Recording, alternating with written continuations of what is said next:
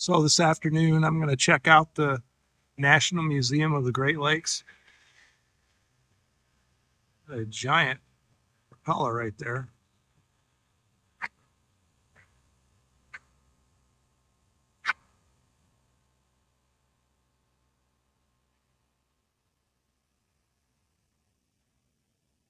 There's an actual freighter that's docked right up here in the port that's available for touring.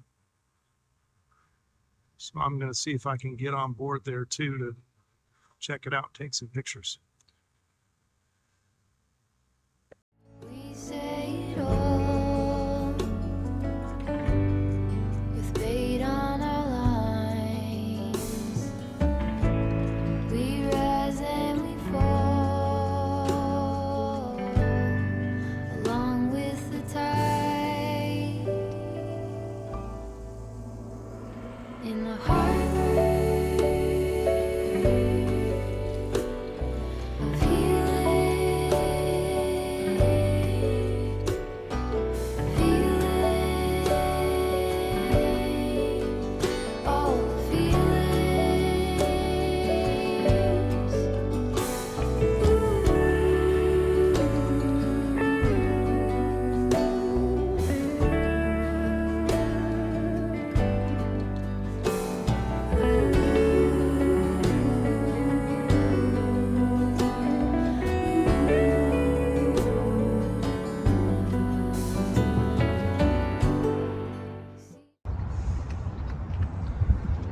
The museum includes a tour of the Colonel James M. Schoonmaker.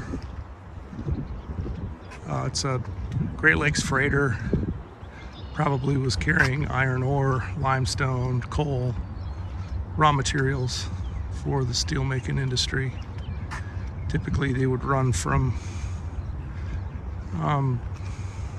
ports up on Lake Superior, and they would go from there through the Great Lakes to steel makers in Detroit and Cleveland and along Ohio. This ship's pretty massive, extremely long, and you can see these large hold areas where they would load the ore or other raw materials.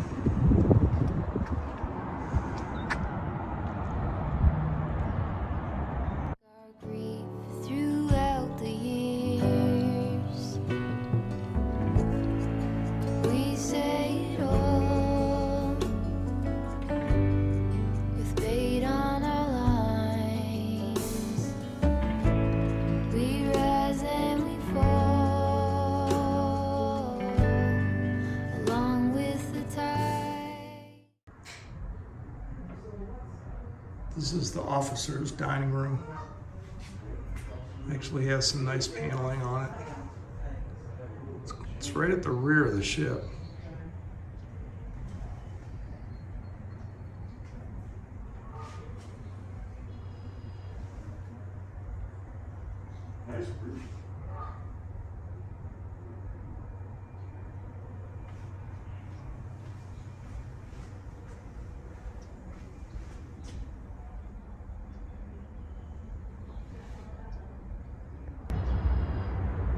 This is the mooring winch that holds the boat at the dock. You can see the large wire rope there,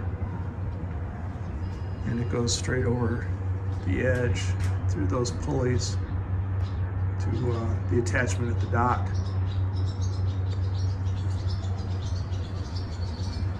This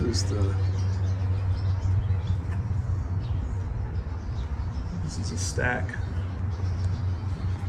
Oh no, this is the chain for anchorage. Really, really big pieces of chain.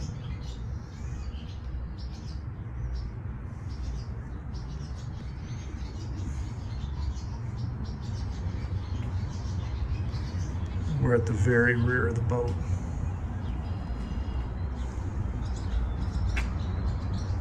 downtown Toledo.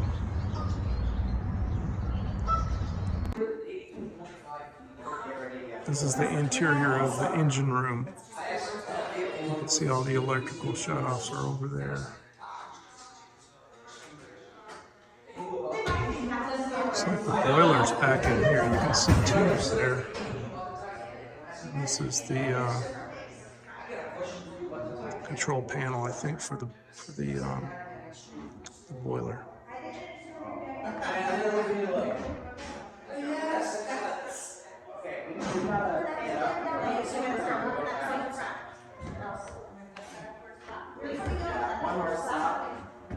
Pretty much on time.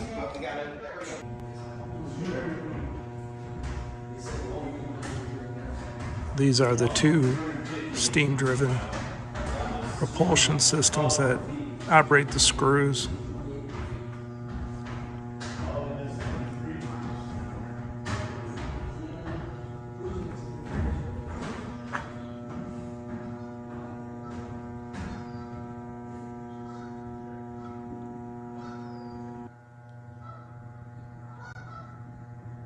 This is the steering gear that steers the ship.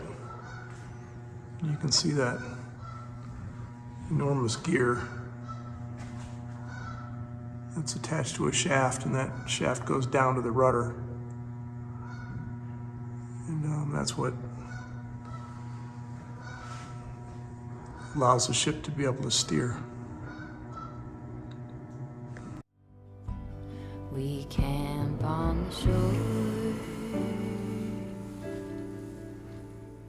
of the harbor of healing. So this is the captain's cabin.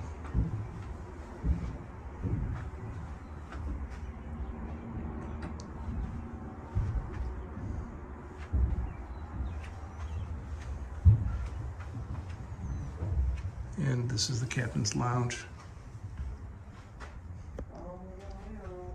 According to the tour guide, this boat was preserved because of a lot of the ornamental woodwork that's in it. It's a little unusual. But this boat was commissioned into service in 1911 and continued hauling freight and such on the Great Lakes until 1980. Which is 70 years.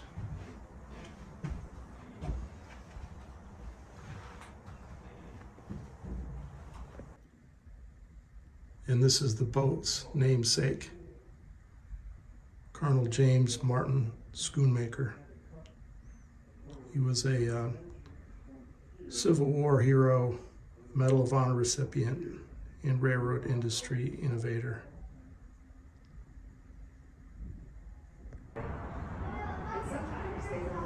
This room is called the observation room. And you can see there are windows on every side.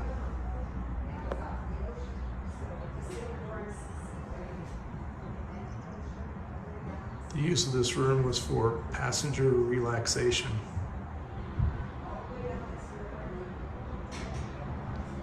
There were only 2 freighters on the water that had this room.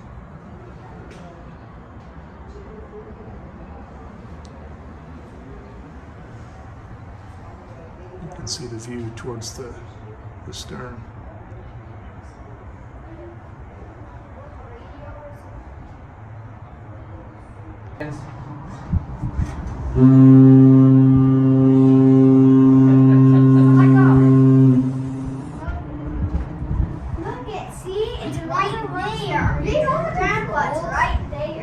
I see that. It's a kaleidoscope.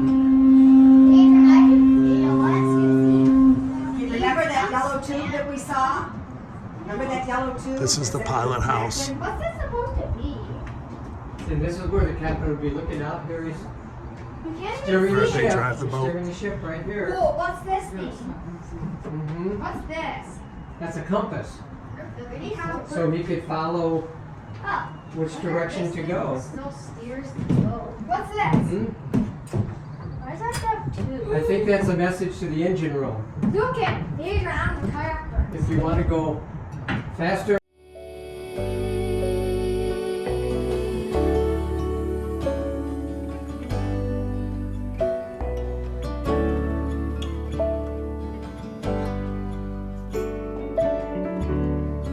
Pine straw beds,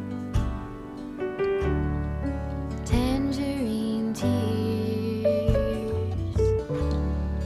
t-shirts laid out like our grief throughout the years. So this ship is 617 feet long, which would be more than 2 football fields end to end. And the tour guide up on the boat